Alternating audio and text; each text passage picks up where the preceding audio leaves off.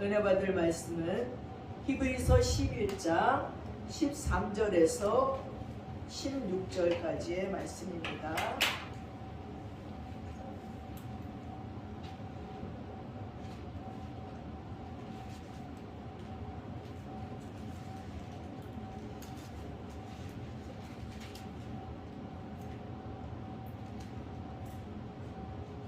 신약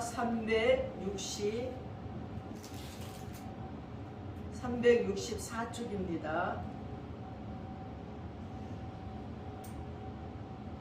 찾으셨는 줄 알고 제가 봉독해 올리겠습니다. 이 사람들은 다 믿음을 따라 죽었으며 약속을 받지 못하였으되 그것들을 멀리서 보고 환영하며 또 땅에서는 외국인과 나그네임을 증언하였으니 그들이 이같이 말하는 것은 자기들이 본향 찾는 자임을 나타냄이라. 그들이 나온 바 본향을 생각하였더라면 돌아갈 기회가 있었으려니와 그들이 이제는 더 나은 본향을 사모하니 곧 하늘에 있는 것이라. 이러므로 하나님이 그들의 하나님이라 일컬음을 받으심을 부끄러워하지 아니하시고 그들을 위하여 한 성을 예비하셨느니라. 아멘.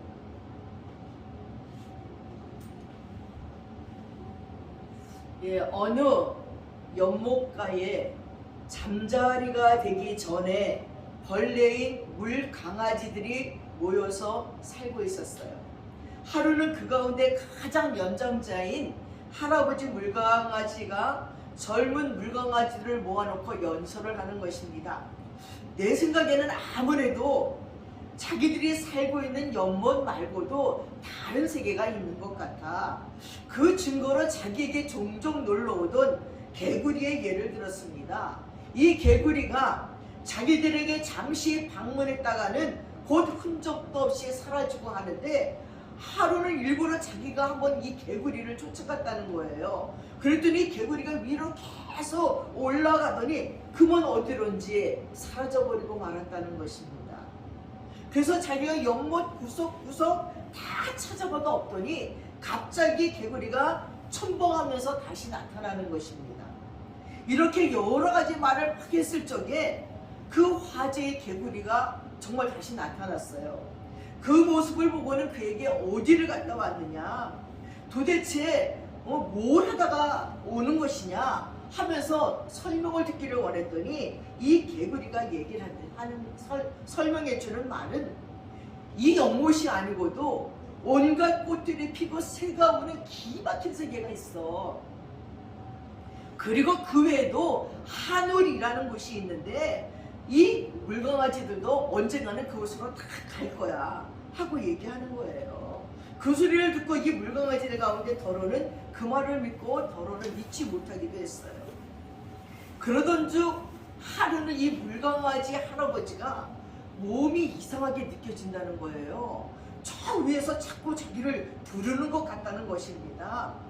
그러면서 자기를 부르는 소리를 따라서 갈대 줄기를 타고 올라가서는 죽어버리고 말았어요. 연못 속에 이 물강아지들은 완전히 울고불고 울음바다가 돼버리고 말았습니다. 그 후에도 그 부르는 소리를 듣고 물강아지들이 계속 죽어만 가는 거예요.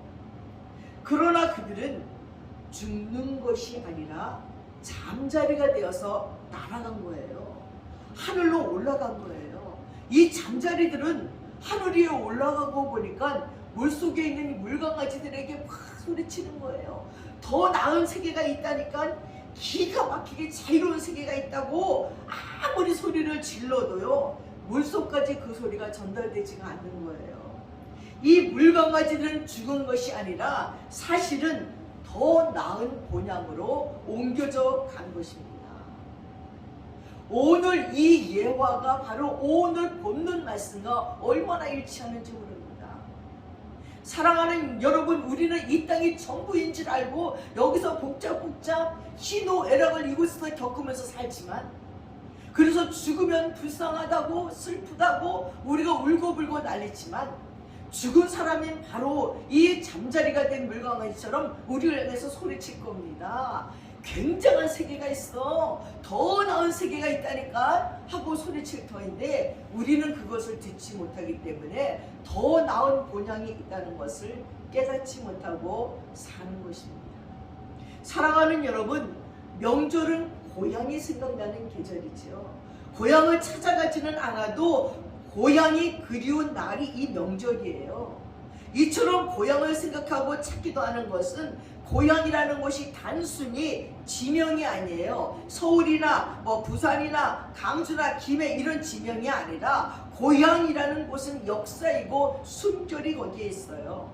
우리의 꿈이 있었던 곳이기 때문입니다. 그래서 고향을 찾는 사람의 그것이 본능이라는 것이에요.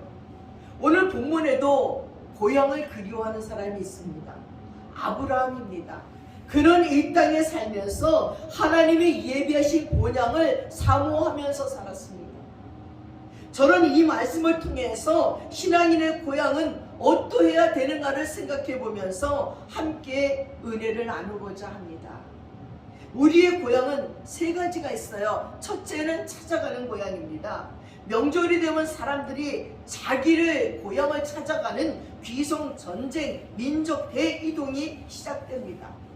올해도 코로나로 친척 방문을 자제하라고 했음에도 불구하고 2,800만 명이 귀성객이었다는 거예요. 작년보다 그것이 30%나 줄어들었다는 것이죠. 이렇게 고향을 가고 싶어도 못 가는, 또 북한의 실향민들도 있고 개발 때문에 고향이 없어진 곳도 많이 있습니다. 그래서 박용철 시인이 고향이라는 시를 이렇게 썼어요. 고향은 찾아서 무얼 하리, 일가 흩어지고 집 끊어진대. 마을 앞 시내도 옛자리 바뀌었을라. 고향은 이제 찾아 못하리. 험한 발에 짓밟힌 고향 생각, 옛 사랑의 생각 같은 쓰린 심사여라. 고향에 대한 그리움입니다. 찾아감에 대한 아쉬움입니다. 이 고향을 찾는 이유는 세 가지가 있습니다. 첫째가 기소 본능이에요. 이것은 자신이 태어난 곳을 돌아가고자 하는 욕망이, 옛집으로 귀향하고자 하는 본능이 우리에게 있다는 거예요. 이 기소 본능이요, 연어나 진돗개나 비둘기 같은 짐승에게만 있는 것이 아니라 사람에게도 있다는 것입니다. 그래서 나이가 들면서요, 예전에 같이 다니던 학교 동창들이 그리워지고요, 어릴 때 어머니가 해주던 음식들이 먹고 싶어지는 거예요.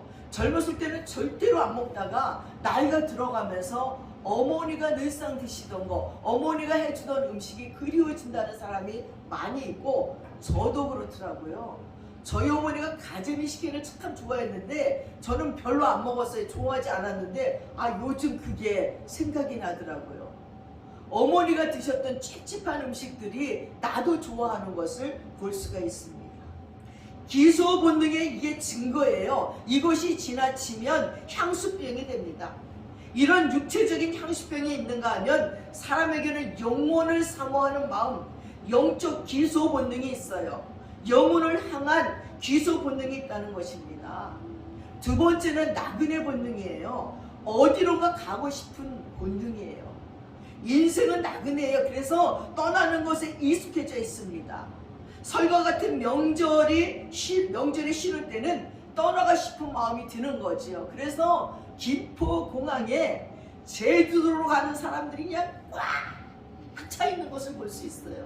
지금 해외는 못 가니까 제주도로 가는 거지요. 저희 어머니가 올해 이제 93세가 되셨어요. 명절날 다 왔다가 가고 집에 있으니까 제가 방에 있는데 방문을 계속 하여튼 5분마다 열면서 어디 안 가? 어디 안 가세요? 목사님 어디 안 가나요? 안 간다니까요. 또 5분에 어디 안 가요? 안 간다니까요. 어디 안 가요? 안 간다니까. 나중에 머리가 없어. 어디 가고 싶으세요? 그러니까 답답한데 어디 바람을 한번 씩 쐈으면 좋겠대요.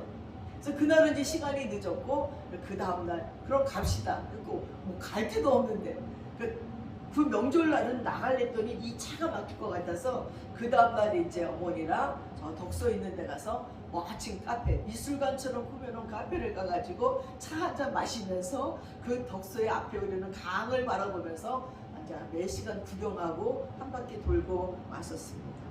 아니 이렇게 나이 드신 분들도 어딘가 가고 싶어요. 근데 어머니 친구분이 전화가 왔어요.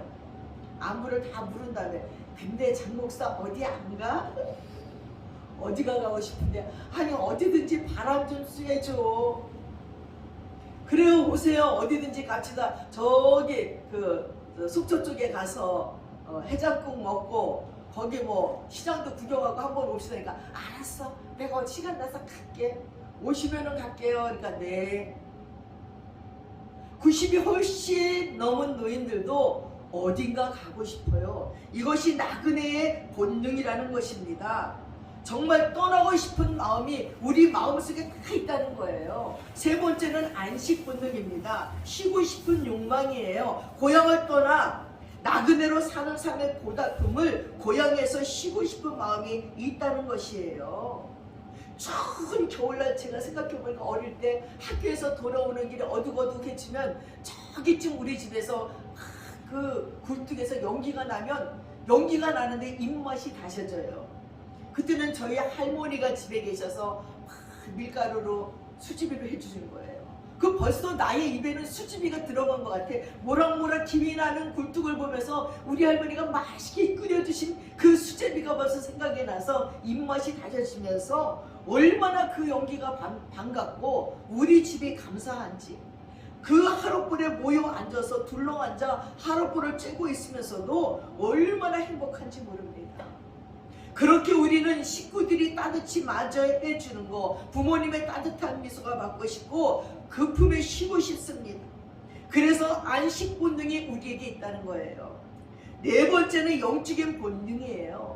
고향을 떠난 사람들이 금이 환영이 아니더라도 고향에 가면 내 부모나 형제가 반겨줄 것을 기대가 있다는 것이지요. 그래서 우리나라의 필리핀에서 오신 분들, 강남에서 오신 분들이 고향으로 돌아갈 때냐 뭐 바리바리 싸가요. 막 이삿짐 그 비닐로 가방에 꽉꽉 가져가는데 저희가 보면 별것도 아니에요. 라면을 반쯤 넣고 뭐 과자 부스러기 넣고 속으로 야 저런 것들을 저렇게 다 가져가지? 그러나 그냥 금이 환영하는 거죠. 가서 식구들에게 나눠주는 자녀들의 장난감부터 시작해서 바로 그런 영적 본능이 있어요. 내가 고향에 돌아가면 야 나를 친구들이 그리고 부모님이 친지들이 반갑게 맞아주겠지 하는 영적 본능이 있다는 것입니다. 이런 네 가지의 본능, 기소 본능, 나그네 본능, 안식 본능, 영적 본능이 고향을 그리워하고 찾게 한다는 것이에요. 이렇듯 우리 자란 고향은 나의 본능을 온전히 충족시키지 못한다는 거예요. 예수님의 경우도 구원 사역을 시작하면서 고향을 찾아갔습니다. 고향에 대한 본능도 있으셨겠지만 내 고향의 사람들에게 하나님의 말씀도 전하고 병도 고쳐주려고 가셨다가 쫓겨나고 말았습니다. 제가 예수를 믿고 처음 드는 생각이 뭐였는지 압니까? 이렇게 좋은 예수를 어떻게 나 혼자 믿지? 빨리 전해야지. 나의 친척들에게, 친구들에게, 내가 아는 사람들에게 내가 맞는 예수를 전해야지. 그 마음이 가장 높더라고요. 어떻게 하면 그들에게 이 예수를 전할까? 이 행복한 예수를 어떻게 알려줄까? 그것이 가장 행복해서 빨리 나의 고향으로 가고 싶은 것입니다. 내가 아는 그들이 있는 곳으로 가고 싶은 것입니다. 근데 오늘 예수님도 그런 마음이었어요. 근데 쫓아냈어요. 넌 목수의 아들이 아니냐. 그렇게 말하면서 오늘의 모습은 보지 않고 과거의 것, 나쁜 것만을 생각하면서 쫓아내지는 않았는지요. 우리들의 삶 속에 악습이 있으면 안 돼요. 그래서 결국 예수님의 고향 사람들은요, 예수님의 은혜를 받지 못했어요.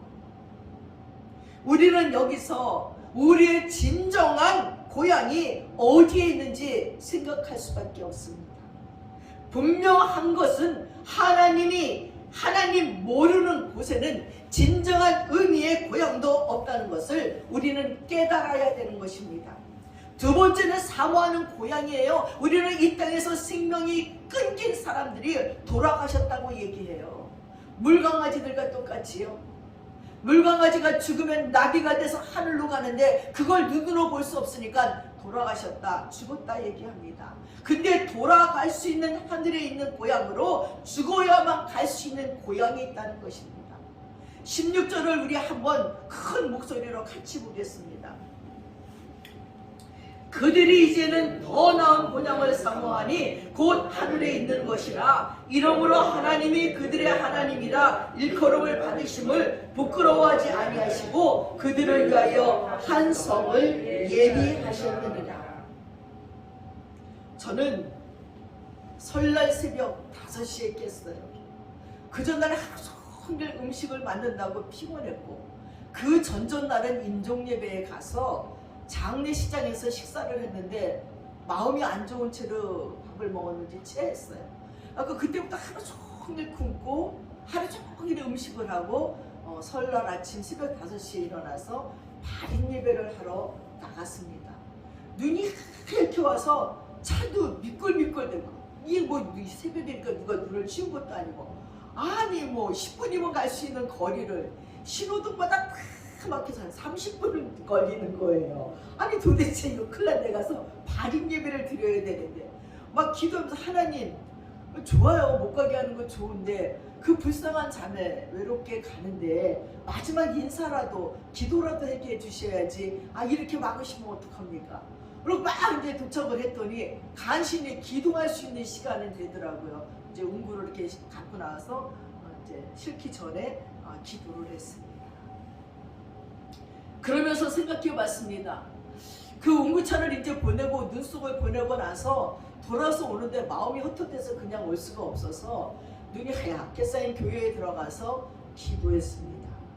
기도하면서 제가 생각해 봤습니다. 하나님, 그 딸이 이 땅에 태어나서 결혼도 안 하고 50년의 생을 사는데 참 가난한 집에 태어났고, 또 DNA가 안 좋은지 아버지도 아파서 돌아가시고, 엄마도 폐를 앓고 계시고 누워 계시고, 남동생도 신부전증으로 약을 먹고 있고, 자기가 다 돌보며 살았는데 자기가 갑자기 2년 전에 저에게 전화가 왔어요. 목사님, 저랑 병원 좀 같이 가주세요. 왜? 건강검진에서 결과를 보러 가는데 괜히 무서워서 못 가겠어요. 같이 좀 가주세요. 그래, 같이 갔어요. 그래서 이제 의사가 이제 그냥 사진 찍은 걸 보여주는데 좀 깜짝 놀랐어요. 의사가 담담하게 설명하는데 온몸에 암이 꽃가루 뿌린 듯이 이렇게 부러졌어요. 다 있어요. 뭐 유방분이 아니라 온몸에 꽃가루가 뿌려져 있어 갖고 어디부터 치료를 해야 될지 모르는데, 이 암의 근원이 유방에서부터니까 거기서부터 치료를 하는데 수술도 못하고 그냥 항암제 주사를 맞으면서 항암 치료를 받으면서 2년이라는 세월이 근근히 지나갔어요. 근데 또 얼마 전에, 그래서 이제 가끔 찾아가서 하루는 가서 예배드리고 다 식구들 예수님 영접시키고, 그리고 성경 공부하자고 또 성경책이랑 또 성경 문제집이랑 갖다 주면서 한 2-3번은 이제 공부를 하다가 힘든 거예요. 항암 치료 받으니까. 그래서 그럼 항암 치료 끝나고 좀 몸이 회복되면 공부를 하자. 그리고 이제 날마다 기도하면서 있었어요. 근데 얼마 전에 또 전화가 왔어요. 2주 전에. 목사님, 저 병원에 좀 데려다 주세요. 걷지를 못하겠어요. 그래? 그래서 이제 차를 가지고 가서 문 앞에다 이제 실어서 병원에 이제 입원을 시켰어요. 근데 병원에 입원시키고 났는데 세상에 점점점 더 말라서 뼈만 남은 그 몸에 또 이 앞에 가슴을 전 깜짝 놀랐어요. 무슨, 아니 우리 보통 속으로 있는 암을 생각했는데 이 가슴으로 돌출돼서 이만하게 된 거예요. 왼쪽 가슴. 아니 어떻게 저렇게 암이 될 수가 있을까? 무슨 물이 흘러내리듯이 흘러내려갖고 흘러내린 상태가 이렇게 막 그냥 혹이 돼서 있는 거예요. 처녀 여자아이가. 그래서 이제 병원에 입원시키고 환자복을 갈아입히는데 목욕을 할 수가 없잖아요. 엄마도 아파서 목욕시켜줄 수도 없고, 아니 그리고 본인이 목욕할 수도 없고, 아니 옷을 휙 뺏기는데 저렇게 눈이 오는 줄 알아서 깜짝 놀랐어요.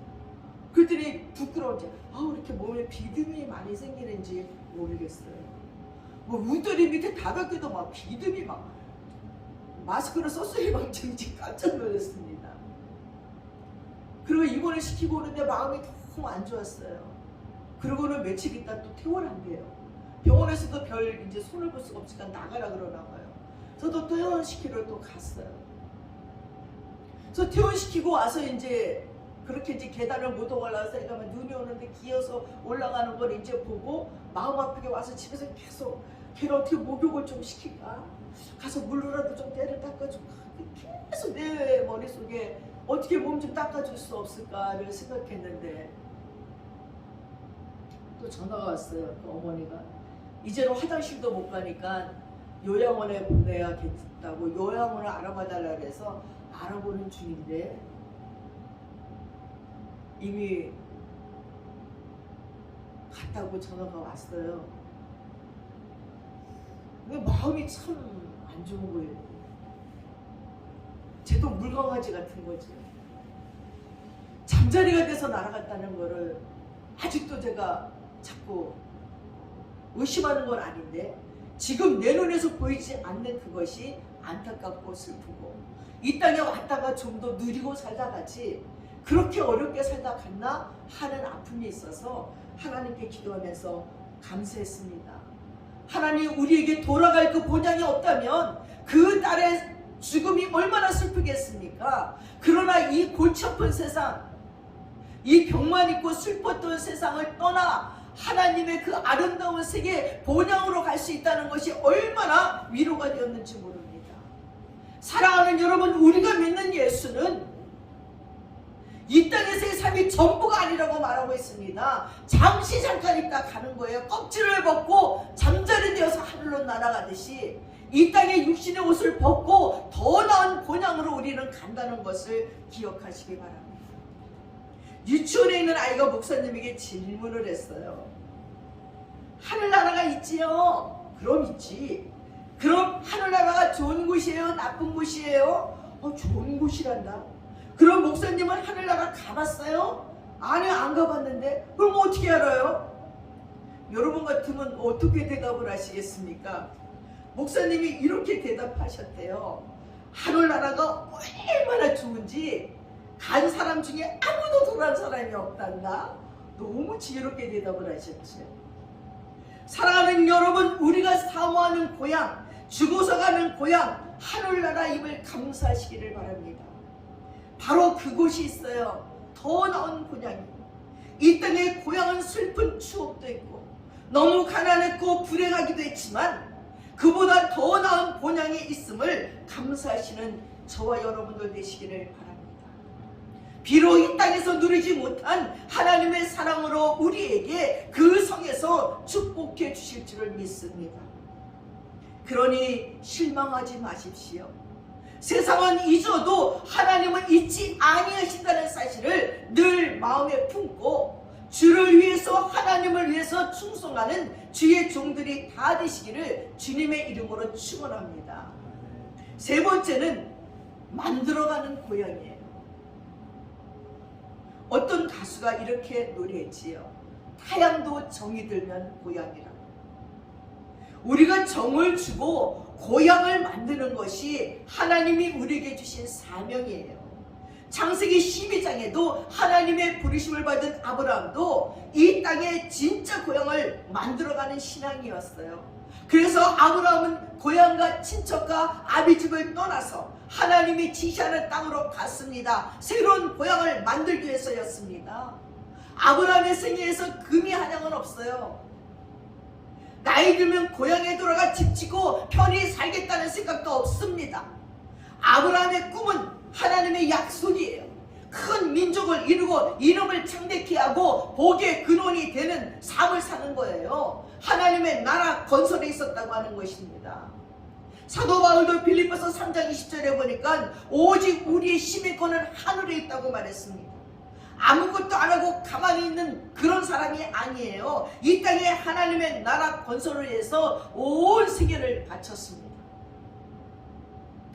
우리도 하나님을 믿는다면, 아니 본향을 생각한다면 우리에게 주신 하나님의 사명을 생각하면서 살아야 하는 것입니다.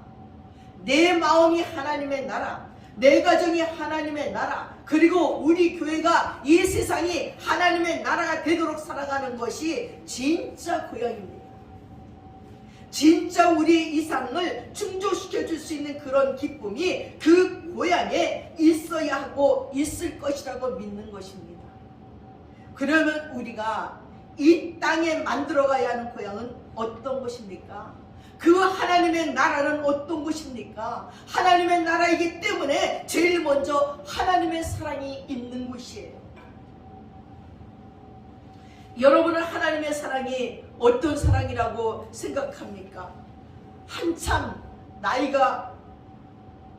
나이에 실직한 어떤 아버지가 일용 노동자가 되어서 새벽마다 일어나서 노동을 하러 갑니다.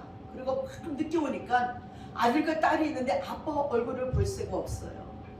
근데 어느 날 이 아들이 중학교 1학년 된 아들과 초등학교 5학년 된 딸이 있는데 아버지의 운동화를 보니까 다 떠들었어요. 그리고 그냥 막 온갖 흙이 묻고 떨어진 아버지의 운동화를 보고 마음이 아픈 거예요. 근데 뭐 아빠에게 운동화를 사줄 수 있는 돈이 없어요. 이들에게 돈은 학교 갈 때 버스 타고 가는 버스비뿐이 없는 거예요. 근데 아버지의 생일이 다가오는 거예요. 그래서 이 오빠가 버스를 안 타고 걸어가는 거예요. 학교를 가려고 1시간 일찍 일어나서 걸어가서 그 돈을 모으는 거예요. 근데 어느 날 보니까 자기 여동생도 턱턱 걸어오는 거예요. 너 왜 버스 안 타고 걸어오니? 아니야, 난 걸어도 돼. 걷는 게 너무 좋아. 근데 이 딸도 어느새 아빠 운동화를 사주려고 버스비를 모으고 있었던 거예요. 그 오빠가 안 돼! 너는 버스 타고 다녀. 너무 멀어. 버스 타고 다녀. 아니야, 오빠가 그러니까 나도 보탤 거야. 그리고 둘이서 운동화를 샀어요. 그 어느 날 아빠가 새벽에 일어나서 나가려고 보니까는 새 운동화가 있는 거예요. 그리고 거기에는 쪽지가 있는 거야.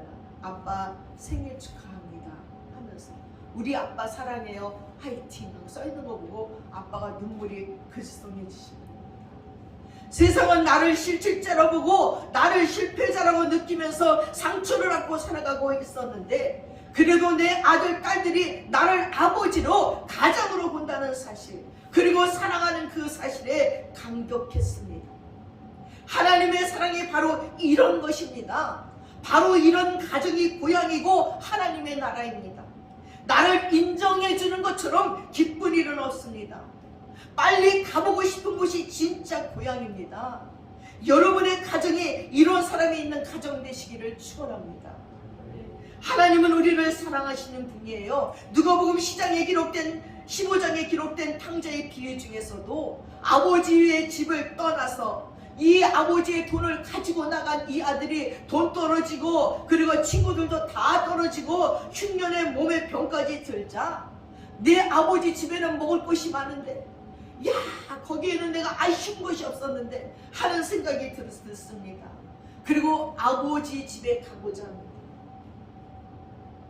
그 아버지의 인자함과 아버지를 생각하고 고향으로 가니까 아버지는 아들의 죄를 묻지 않고 사랑으로 맞이하는 것을 보게 되어 있습니다. 제가 어저께 갑자기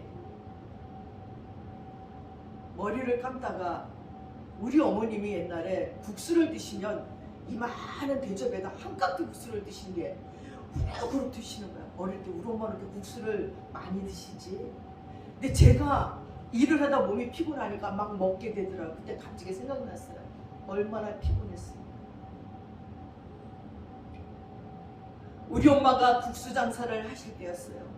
계속 국수를 파시면서 얼마나 고단했으면 짬이 나면 국수를 이 많은 양푼에다가 후루후루 드시게 생각나면서 가슴이 뭉클했어요. 엄마는 힘들어서 그렇게 많이 드셨구나. 하루 종일 지친 몸의 에너지를 보충하려고 그렇게 국수를 많이 드셨구나 하는 생각이 제 마음에 들면서 뭉클했습니다. 엄마 감사합니다 하는 생각이 들어도 저희 엄마가 하루 종일 저희 곁에서 저희들을 들들 못 가요. 그러면 또 잊어버리고 소리도 지르긴 하지만 정말 감사합니다. 근데 작은 집 숙모가 전화가 왔어요. 작은 아버지가 전화가 왔어요. 야 희한한 일이야. 이런 일은 드물어. 밥을 먹고 있는데 갑자기 니네 숙모가 미미는 왜 안 왔어? 미미 보고 싶은데. 깜짝 놀라서 지금 전화를 바꿔주는 거예요. 작은 엄마 나 기억해? 그럼 내가 왜 안 기억해? 혈청치매로 아무 기억이 없는데 잠깐 기억이 나신 거예요. 보고 싶어. 작은 엄마 알았어. 내가 내일 갈게요. 알았어. 작은 엄마 나 생각이 나? 그럼 왜 생각이 안 나? 당장 가고 싶은 거예요. 그 다음날 갔어요. 작은 엄마 미미 왔어요. 누워 계셔서 꼼짝도 못하는데 작은 아버지 하시는 말, 어저께 같은 일은 기적이야. 어쩌다 한 번 있는 일이야. 제정신이 돌아오는 거. 그러면서 저희 어머니 얘기를 하는 거예요. 나는 이렇게 되지 않고 내가 지금까지도 괜찮으면 우리 형수님을 호강시켜드리고 싶은데 하면서 막 우시는 거예요. 너무 미안하다는 거지. 형수님께 받은 은혜가 내가 너무 많은데 이제 나이가 드니까 더 생각이 나는 거예요. 혼자 고생하며 우리를 다 먹여 살렸는데 나는 꼭 은혜를 갖고 싶었는데 이렇게 돼서 아무것도 못 해드려서 미안하다. 너희 어머니 대단하신 분이야. 우리 다 먹여 살렸어. 그런 사랑이 많은 그런 부모가 있는 곳으로 가는 곳이 바로 고향이라는 것입니다. 사랑하는 여러분, 이 누가복음 15장의 탕자도 그 아버지가 그리웠습니다. 무조건 사랑해줬던 아버지, 탕진할 줄 알면서도 그 많은 재산을 줬던 그 아버지가 생각이 나서 이제는 아들이라고 말하지 마세요. 나를 품꾼으로 하나로 써주세요. 나는 죄인이에요 하고 갔는데 그 아버지가 무슨 소리냐? 너는 잃었다가 찾은, 죽었다가 살아난 내 아들이라고.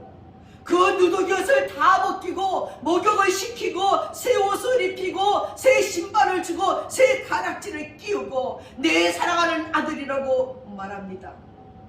송아지를 잡아 잔치를 벌이면서 동네 사람들에게 하는 말이 이 아들은 잃어버렸다가 다시 찾은 내 아들입니다 라고 이렇게 말하는 아버지의 사랑, 그것이 하나님의 사랑입니다. 여러분, 이 세상은 차별이 있습니다. 이 세상은 얼마나 가졌는가 못 가졌는가에 대해서 우리를 평가합니다. 성공했냐 실패했냐에 따라서 우리를 평가합니다. 그리고 그것에 따라서 대우를 합니다. 때로는 하나님의 교회마저도 성공한 교회, 실패한 교회에 대해서 평가합니다. 그러나 우리 하나님은 다르신 분입니다. 죄인이라고 손가락질해도 하나님은 나를 향해 손가락질하지 아니하시고 내 사랑하는 딸아, 내 사랑하는 아들이라고 불러주신다는 겁니다. 가늠하다 걸린 여인을 향해서 세상 사람들은 죄인이라고 비난하지만 예수님만은 비난하지 않았습니다. 너희 중에 죄 없는 자가 이 여인을 돌로 치라고 말했습니다. 그리고 그 여인에게 나도 너를 정죄하지 않으니 다시는 죄를 짓지 말라고 말씀했습니다. 우리를 죄인으로 보시는 것이 아니라 하나님이 너무나도 사랑해서 만드신 그 하나님이 창조된 피조물로 보시는 것입니다. 이런 사랑이 하나님의 사랑입니다. 우리 가정 속에서도 사랑이 있어야 됩니다. 말을 하다가도 말이 안 되면 옛날에 네가 그랬잖아 이랬잖아 이러면서 또 상처 주고 또 상처 주면서 옛날 말까지 끄집어내면서 비난하고 꾸지람합니다. 이건 사랑을 모르는 가정입니다. 과거의 상처만 들춰내는 그런 가정은 사랑의 가정이라고 말할 수 없습니다. 사랑하는 여러분, 그 상처를 들춰내지 않아도 그 상처받은 사람은, 아픈 사람은 얼마나 고통스러운지 아는지 모릅니다. 여러분이 눈이, 여러분의 사랑이, 여러분의 입이 하나님의 사랑으로 바꾸어지기를 주님의 이름으로 축원합니다. 사람을 사람으로 보시기 바랍니다. 그냥 사람이 아니라 하나님이 사랑하는 아들, 딸들로 보시기 바랍니다. 처음 사랑이 회복이 되는 곳이 하나님의 사랑이 있는 곳입니다. 세상은 뭐라 해도 남편을 남편으로 인정하고 사랑하십시오. 아내를 아내로 인정하고 사랑하십시오. 부모를 부모로 인정하고 효도하십시오. 자식을 자식으로 인정하고 노엽게 하지 마십시오. 부모의 사랑을 받고 싶은 것이 어찌 아내뿐이겠습니까? 강한 것 같은 남편들도 부모의 사랑을 받고 싶어 합니다. 아내들도 친정 가는 것을 좋아합니다. 먹을 것 때문에, 뭔가 주기 때문에 좋아하는 것이 아닙니다. 나를 딸로 보니까 아내라는 짐도, 어머니라는 짐도 다 벗어던지고 그냥 딸로 보니까 그냥 부모의 사랑을 받는 거예요. 딸로 사랑받고 싶어서 그러는 겁니다. 거기서 힘을 얻으니까요. 사랑하는 여러분, 우리 교회와 가정을 하나님의 사랑에 있는 곳으로 만들어 가기를 주님의 이름으로 축원합니다. 어느 마을에 오누이가 살고 있었어요.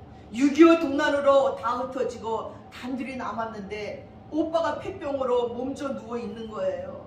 이 제대로 된 약 한 번을 써보지 못한 연고로 그 생명이 점차 위태로워져 가는 것입니다. 그 모습을 보다 못한 누이 동생이 오빠를 살리기 위해서 자신의 몸을 니군들에게 팔았습니다. 그 덕분에 오빠는 점점 건강이 회복될 수가 있었어요.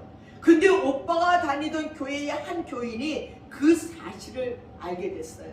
순식간에 그 소식은 온 교인들에게 전달됐어요. 급기야 이 오빠는 그 사실을 알게 됐어요. 이 오빠가 충격을 받게 된 것은 너무나도 뻔한 이치예요. 내 병을 고치기 위해서 내 동생의 몸을 판다니. 교인들의 눈초리와 수근거리는 소리에 그는 더 이상 교회에 나갈 수가 없어요. 그래서 그는 세상을 비관하고 스스로 목숨을 끊었어요. 한편 세상에 하나밖에 없는 오빠를 살리기 위해서 자기의 몸까지 팔았지만 오빠도 없는 세상을 살아서 무엇하겠냐 하는 생각에 이 누이 동생도 오빠 곁에서 목숨을 끊어버리고 말았습니다. 두 시신을 앞에 놓고 장례를 집례하는 목사님이 울면서 이렇게 설교합니다. 하나님, 이 다음 심판날 하나님께서 너 아무개 목사야, 너는 저 세상에서 얼마나 네 양머리를 잘 돌보다 왔느냐고 물으신다. 저는 이렇게 대답할 수밖에 없습니다. 하나님 아래 없게 한 거 하오나 저는 양이라고는 한 마리도 없었고 그저 이리들만 우글거리는 교회에서 이리 때만 치다가 왔나이다. 이것이 저의 솔직한 답변이 될 것입니다 하고 기도를 했답니다. 여러분, 책임없는 이 말 한마디로 인하여 다른 사람의 마음에 깊은 상처를 주었습니다. 그리고 사랑 없는 교회 안의 모습으로 말미암아서 그 두 오누이를 죽게 만들었습니다. 예수님의 제자들이 그랬습니다. 예수님에게 3년 동안 배웠지만 그들은 항상 예수님이 십자가에 못 박혀 돌아가실 때까지 뭐 했습니까? 내가 높으냐 네가 높으냐 거짓말 했습니다. 하나님의 사랑이 실천이 안 됐습니다. 예수님의 제자로 선택을 받았지만 하나님의 사랑이 실천이 안 된 것입니다. 더군다나 예수님의 실천은 더 안 되는 거예요. 그래서 예수님은 십자가에 못을 박았습니다. 다 도망갔습니다. 언제 가능해졌을까요? 언제 하나님의 사랑과 예수님의 사랑의 실천이 가능했을까요? 성령 받으니까 가능했어요. 성령 받지 않는 교회는 아무것도 아니에요. 아무 능력도 없습니다. 성령 받아야지만 그때부터 하나님의 사랑을, 예수님의 사랑을 실천할 수 있게 되는 것입니다. 하나님께 도움을 청하고 성령을 달라고 기도를 할 때에 성령 하나님께 간구하게 되고 그 성령이 충만할 때 이 사람이 비로소 교회를 이루고 그 교회에 하나님의 사랑, 예수님의 사랑을 실천할 수가 있는 것입니다. 여러분 기억하십니까? 예수 그리스도의 피로 하나 된 교회는 빈부차를 문제 삼기보다는 가난한 자를 돕는 것으로 문제를 해결해 갔습니다. 권위를 찾는 것이 아니라 내가 십자가를 지고 너를 살게 하는 것입니다. 내가 너와 예수의 피로 맺어진 형제 자매이기 때문에 우리는 성령 안에서 우리의 것을 내어주는 것입니다. 하나님의 사랑으로 우리를 서로를 바라보실 수 있으시기를 바랍니다. 예수의 사랑으로 희생하시기를 바랍니다. 여러분은 뭘 가지고 기도를 하십니까? 하나님이 성령 충만하게 하셔서 내 눈이 하나님의 눈이 되게 하시고 내 삶이 주님의 삶이 될 수 있게 해주십시오 하고 기도하십시오. 여기가 하나님의 계신 곳이에요. 일가 친족들을 만나고 그들과 음식을 나누고 세배드리고 덕담 나누고 세뱃돈을 나누면서 정을 나누는 것입니다. 여러분 좋은 말만 하시기 바랍니다. 세배하면 덕담 많이 하시잖아요. 칭찬들 많이 해주세요. 여태 넌 그러고 사냐 이런 말 하지 말라는 거예요. 사촌 동생이 제게 그러더라고요. 우리 사랑하는 조카의 소식을 묻더니 아무 말도 하지 마세요. 본인이 할 때까지. 자기도 지금 44살 됐는데 어디 가면 집에 가려면 결혼했냐 안 했냐. 이번에 대학원을 진학해서 홍대 아버지한테 넌 뭐하냐 전화로. 대학원 진학해서 일어나 결혼 안 불고 뭔 이제부터 대학원이야. 전화로 얼른 그 날 주더라고요. 다 알아서 한다는 거예요. 때가 되면 철이 나면. 아무 말도 하지 마세요. 뭐 하느냐 묻지도 마세요. 뭐 할 거냐 묻지도 말라는 거예요. 만남이 있다는 말은 나눔이 있고 서로 힘이 된다는 말입니다. 피를 나는 형제자매가 만나는 순간 아이덴티티 동질성을 발견하게 되는 순간 너와 나는 한 혈육이다, 하나의 뿌리다, 한 가족이라는 동질성을 발견하는 순간 나도 모르게 힘이 생깁니다. 그렇습니다. 같은 학교를 나오고 같은 고향 사람이라면 동지를 얻는 기분이 들잖아요. 하물며 형제자매는 더하지요. 만나면 힘이 될 수 있는 공동체가 진정한 의미의 고향입니다. 반대로 만나면 싸우고 원수지고 힘을 빼는 공동체는 문제가 있다는 것입니다. 남아프리카 잠바이아 북부 고원 지도의 바벤바족의 특징은 범죄가 없대요. 싸움이 없는 평화주의자래요. 이들이 많이 배워서 부자여서 그게 아니라는 거예요. 이 바벤바족은 어쩌다 죄 짓는 사람을 처리하는 방법이 기발해요. 아무도 생각하지 못하는 정말 좋은 방법으로 해결을 한다는 것입니다. 이 잘못을 저지른 사람을 마을 한복판 광장에 세웁니다. 그리고 마을 사람들은 모든 일을 중단하고 이것이 쫙 모이는 거예요. 남녀노소 할 거 없이 죄인을 중심으로 둘러섭니다. 그리고 한 사람씩 큰 소리로 외칩니다. 일반적으로 죄인들에게 정죄하고 비난을 하고 매를 때리고 감옥에 가두는 일, 사형까지도 시키는 것이 일반적인 일이지만 이 바벤바족은 전혀 다른 거예요. 죄인을 둘러서서 마을 사람들이 외치는 말은 정죄나 비난이나 책망의 말이 아니라 칭찬이라는 거예요. 죄인이 과거했던 좋은 일들을 떠올리면서 그의 장점을, 그의 선행을, 그의 미담들을 하나씩 말을 하는 거예요. 이때 과장이나 농담은 일치하지 못하고 아주 심각하고 진지하게 그를 칭찬하는 말을 해야 되는 거예요. 이 법정에는 검사도 없고 판사도 없고 오직 제 변호사만 수백만 명이 모인 법정이에요. 몇 시간이고 며칠이고 칭찬의 말이 바닥날 때까지 계속 칭찬하는 거예요. 칭찬 폭격을 하는 것입니다. 이 칭찬 폭격은 죄를 짓고 위축되어 있던 사람을 회복시키는 거예요. 다시는 죄를 짓지 않고 이웃의 사랑에 보답하는 삶을 살겠다고 눈물로 다짐하게 만드는 거예요. 다 했다 싶으면 이 사람을 위해서 마을 사람들이 축제를 엽니다.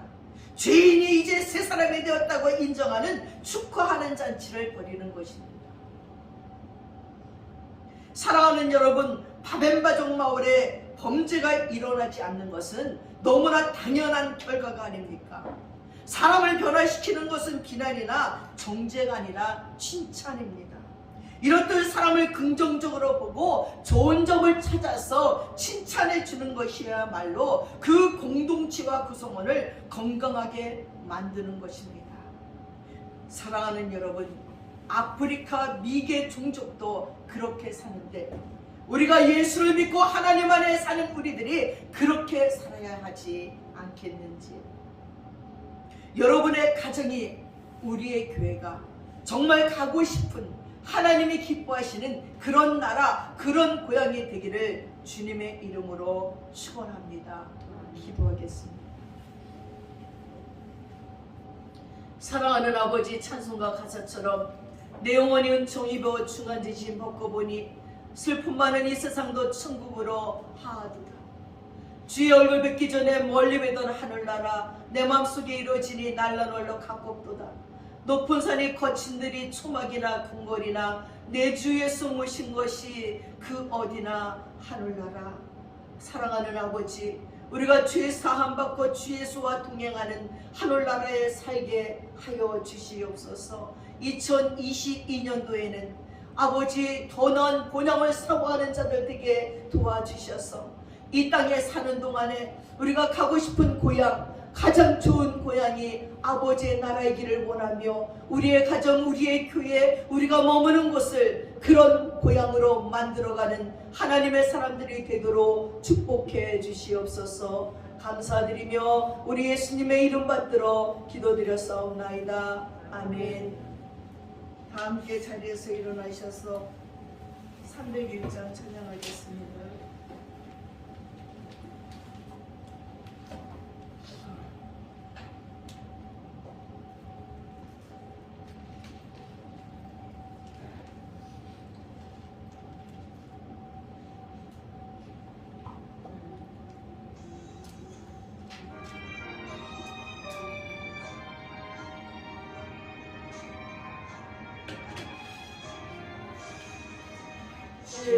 지금까지 지내온 것 주의 크신 은혜라 한이 없는 주의 사랑 지금 말하랴.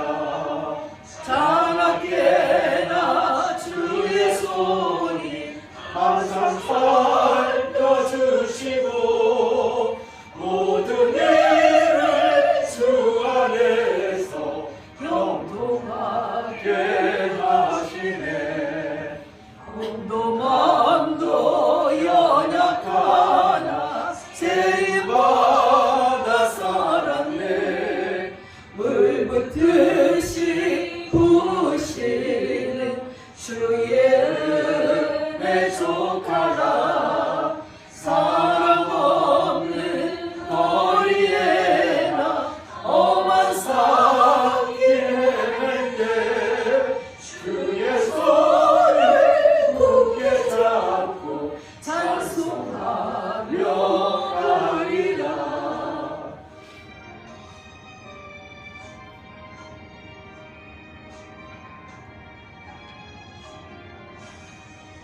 주님 다시 배울 날이 날로 다가와 무거운 짐 주께 맡겨 벗을 날도 멀잖네. 나를 위해 예비하신 고향 집에 돌아가 아버지의 품 안에서 영원토록 살리라.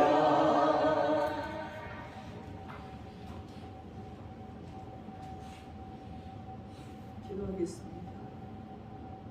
지금은 우리 주 예수 그리스도의 하나님의 은혜와 우리 아버지 하나님의 풍성하신 사랑과 성령님의 감동감하시고 충만하신 은혜가 이제 더 나은 본향을 찾아가기로 작정하는 믿음의 권속들 머리 위에 이제부터 영원토록 함께 하시옵기를 간절히 축원드리옵나이다. 아멘.